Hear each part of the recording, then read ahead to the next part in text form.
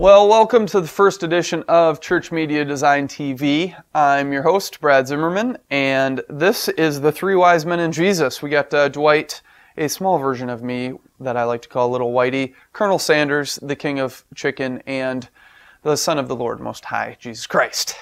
So these guys will be hanging out with us each week, and Adam is laughing so hard off camera, but I'm going to keep going because it's all about having a good time, and I love what I do, and I love media, and I really want to help you guys use media better in your church.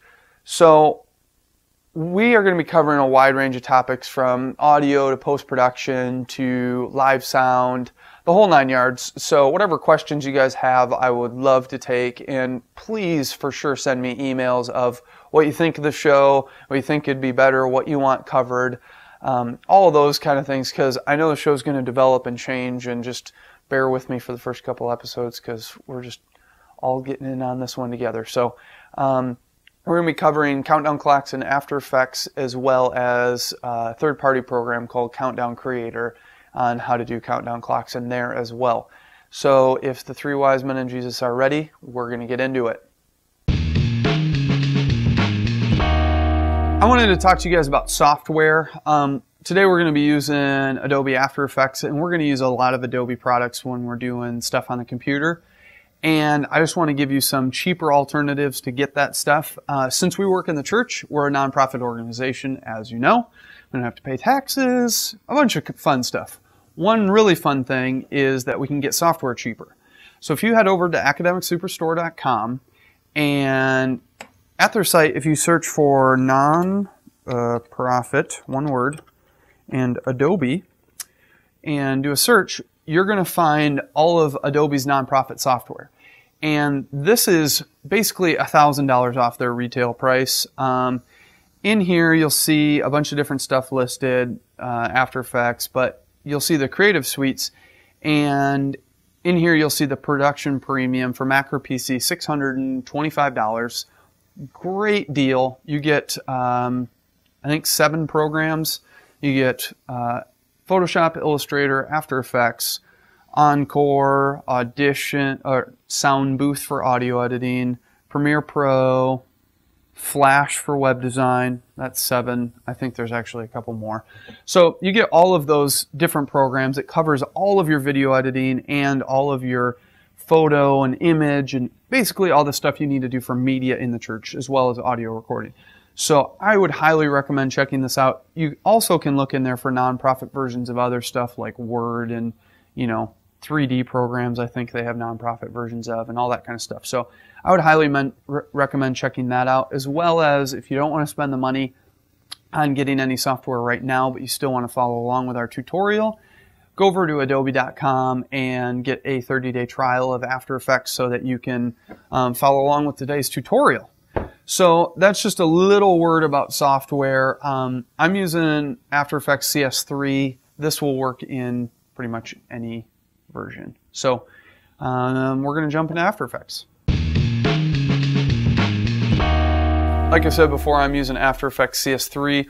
This should work for all of the CS versions. I think all the way back to like 5.5 and maybe even earlier, all of this stuff should work. So some of the things will be in a little different spot, but it should be pretty easy to figure out. So anyway, we're going to open up After Effects. We're going to go to Composition, New Composition, and we're going to call this Timer, and we're going to set it to 640 by 480.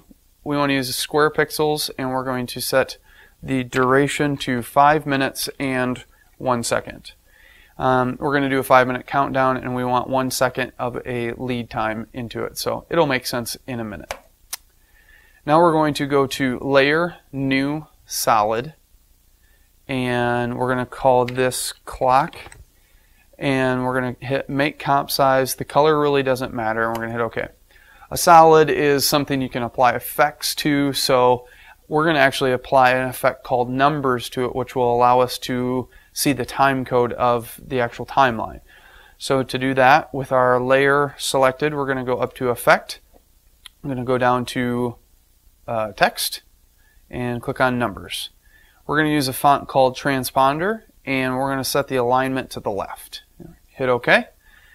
And we're going to go up here in our Effects Controls dialog box, and we're going to set the type from number to timecode 30.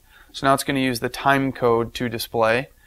We're going to set our fill color to white instead of red, because red's kind of ugly most of the time, especially that color of red. We're going to set our position to negative 210 and 240. We're going to set our size to 210. And you will see a nice big countdown clock that we can scrub through, and you can see that it is counting up to 5 minutes and 28 frames. So now we're going to go up to composition, and we're going to hit new composition. We're going to call this comp our countdown. And we want to leave it all the same, 5 minutes and 1 second and 640 by 480. The reason we use 640 by 480 is it scales up really well on most square screens that churches use. That's the only reason I chose that size. If you're doing widescreen, you might want to choose a different ratio, but 640 by 480 works really well inside Media Shout and a lot of other programs. So that's why we use that. So now inside our countdown composition, we are going to drag our timer composition in. You do that by going into your project panel and dragging the timer comp into the countdown comp. Now, right now, it's currently counting up in the countdown. We want it to count down. So the way we do that is we click on our layer and we go up to Layer, and we go down to Time, and we go to Enable Time Remapping. And we're going to go all the way down to 5 minutes on the dot. We are going to set a time remapping keyframe by checking this diamond keyframe box here. And then we are going to take that keyframe and switch it with the first keyframe. So we can just zoom out and flip-flop that one with the very beginning one. If you hold Shift, it will lock your keyframe to the timeline marker and to the beginning when you're moving them around. So again, what we just did is took that keyframe that was at 5 minutes and the one that was at 0, and we switched them. The other thing we're going to do is we're just going to delete that last keyframe. This way it holds on 0 seconds. And we're good to go. The one last thing that we're actually going to do is we're going to select both of these keyframes, and we're just going to shift drag them to the end, and that will give us 1 second of lead time here at the very beginning to fade in to start our countdown. So looking good so far. Now we're going to take our picture of Earth that I've already brought in here. You guys can use anything you want, video backgrounds, any image of any sort, an animation, whatever you can come up with, you can bring in here. But we're going to use this picture of Earth and do kind of this spacey kind of tech down. It's a spacey countdown. Tech down. I like that. So we're going to take our Earth image. We're going to twirl down the transform properties, and we are going to go to our scale, and we're going to set that to 32%. And we're going to go to our position. We're going to set that to 320 and 470.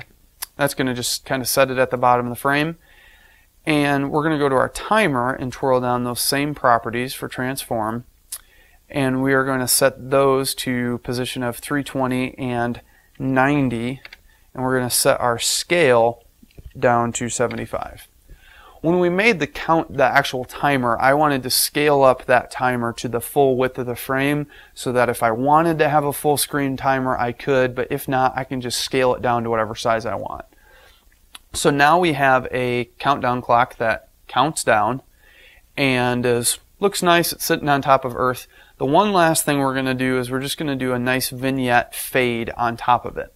So the way we do that is we're going to go to Layer, New, Solid, and we're going to make sure this is a black solid, so you can just click and drag down in the corner, and we're going to call this Fade. We're going to click on Make Comp Size and hit OK. And we want the fade to be on the very top. We are going to go up to Layer, Mask, New Mask, and that's going to make a mask on this layer. Now a mask basically masks things in or out of images. And what we're going to do is we're going to mask out the sides and kind of scale in this kind of an old school circle kind of fading in. You'll see what I'm talking about in just a second. So we're going to twirl down the properties for that fade layer, and in the mask settings we're going to change the mask shape from Bezier to ellipse. And you'll see that we have a nice circle that's black, and we want that to be the opposite. So instead of add, we're going to use a subtract mode, which will make it be the opposite basically. We're going to set our mask feather to 100 pixels, and you'll see that it gives it a nice soft edge to it. And now we're just going to set a couple keyframes. And basically, if you don't know what keyframes are, a keyframe is you set one point in time and then you set another point in time, and the computer figures out what should go in between. So we set a point with Jesus here, and we set a point with Jesus here, and the computer would figure out all of this. So that's what we're going to do inside the computer with this fade. So we're going to set a keyframe at the beginning of our first second with a mask expansion of -250. And you'll see that our frame is totally black right now. We're going to click on the stopwatch, which sets our first keyframe. Then we're going to go down to 1 second. We're going to check that little diamond shape, and we're going to change our mask expansion to 100. And now you can totally see the countdown, so it fades out and then starts counting down. So that's our 5-minute countdown. If you want any further details on rendering out this video file, I would highly recommend Andrew Kramer's After Effects Basics, which you can find at Video Copilot, and there's After Effects Training, and you'll see that on the home page, I'm pretty positive. We'll have a link in the show notes as well as right here at the bottom of the screen. So check out Andrew Kramer. He does great tutorials. If you want to learn even more about After Effects, I would highly recommend videocopilot.net. So check that stuff out. Now that we've done a countdown clock inside After Effects, I really want to show you another alternative that I ran across, and it's called the Countdown Creator. You may have heard of it. We're going to pull it up here, and it is super easy and it's super cheap. So we're just going to do a quick and dirty version of what we just did inside After Effects. Now, I'll say a few things along the way of things that I like and dislike about Countdown Creator. One thing that is a little funny is it wants perfectly sized images and video to use as background. You can use multiple different video formats and image formats. You can see the specs at thecountdowncreator.com. I'm pretty sure it's the website. If not, it's down below. But you have to use the right sized images and video to fit in there. So that's kind of problematic sometimes. So we dropped in this image of Earth, and it's centered. We can't really move it, but not a big deal, because we can go in here and we can set our 5-minute countdown, and we can set our font to transponder just like we did in the other one. If I can find it here, there we go. And we can set our clock size up nice and big. We can set our shadow color to like a black so that it pops out a little bit more. And we can set like shadow depth. We can set the clock color. We can actually rotate the clock if we want to. And we can change the placement of where the clock is. So inside Photoshop or like GIMP, which is an open source version of Photoshop, we can make like a perfectly placed image that we could still put that countdown clock on top of the Earth like we had it in After Effects. But for now, we're just going to leave it the way it is. We can set a audio track that we want to be as our background for a countdown clock. One thing I didn't say when we were in After Effects is I love to use countdowns before we start an event and not have any audio with it, so that we can have a band do a prelude, or that we could put a soundtrack inside like iTunes as walk-in music. So I wouldn't really use the audio deal, but maybe you'll have a good use for it. And And then you can use your choose your output media. There's WMV, MOV, and then MPEG-2, which is just a MPEG file. I would suggest using the WMV. It compresses down the best. An MOV comes out as a very large file size, but it's very high quality. So if you need something that's crazy high quality, I would go with that. But most of the time, WMV is going to work really well for you. If you would use a video loop, there's a dialog box in there that you can set it to loop the background video so that it constantly loops it over and over again. And then you just click export, and it's going to bust this thing out pretty fast. This is a 5-minute countdown, so it will take a little bit of time in After Effects or inside Countdown Creator. But the best thing about this product is it's $35. This is so cheap. I know a lot of you guys have food budgets if you're on staff at a church, or there's a lot of budgets that you easily could say, I can squeeze out $35 to get a countdown program that I can make a countdown clock in. I mean, literally we did that in a minute or two. It does not take much time at all. Now, it is limiting in some aspects. We can't do that nice fade in and fade out, but for a just whip it together 10 minutes before an event starts, literally 10 minutes before an event starts, this is awesome. So I would highly recommend looking into Countdown Creator and After Effects, because there's so much more we can do inside After Effects. It is not just strictly a countdown program, but this program is so awesome, and the guys who put it together did such a great job with it, and I would highly recommend looking into it. So this is Countdown Creator. Well, I just wanted to talk about a few of the resources that we used inside that countdown clock. And the first thing was our font. And I found that over at dafont.com. And besides its super 80s name of Dafont, yo, wiggity whack, homie, dafont.com has great fonts. It's called Transponder. You can find it on their site. I'll probably have a link to that in the show notes, as well as they just have so many great fonts, and there's some really cool ones they added today, like this pointy one that reminds me of Napoleon Dynamite a lot. But they have some really cool stuff, a lot of really trendy fonts, as well as some really great design fonts for logos and series titles and all of that jazz. The next site with even more confusing URLs is sxc.hu, which is the stock exchange. It's based in Hungary, which is the reason why it's .hu. But the stock exchange has great stock photography. That's where we got the image of the Earth for our countdown from, and it's totally free. It's done by professional photographers who use a lot of their B-roll footage that they don't use for their professional gigs they put online here. So you can find great images of all kinds of stuff on the stock exchange. So check out the stock exchange as well as dafont.com and get yourself some great fonts and great imagery, because the best place you can start is with good imagery and build up from there. So that's where I start with every project. So I would really encourage you guys to check out these sites and get yourself some great free resources. So, well, thanks for tuning in to the first episode of ChurchMediaDesign.tv. This is actually the third time we've taped the show. We've gone through a lot of work to try to bring the show to you and bring it to you in the best way possible. I'm really excited about the show. It might not be the most professional thing in the world. It might not come off super funny sometimes, but I'm really excited to be here, and hopefully this will be a great resource for you guys.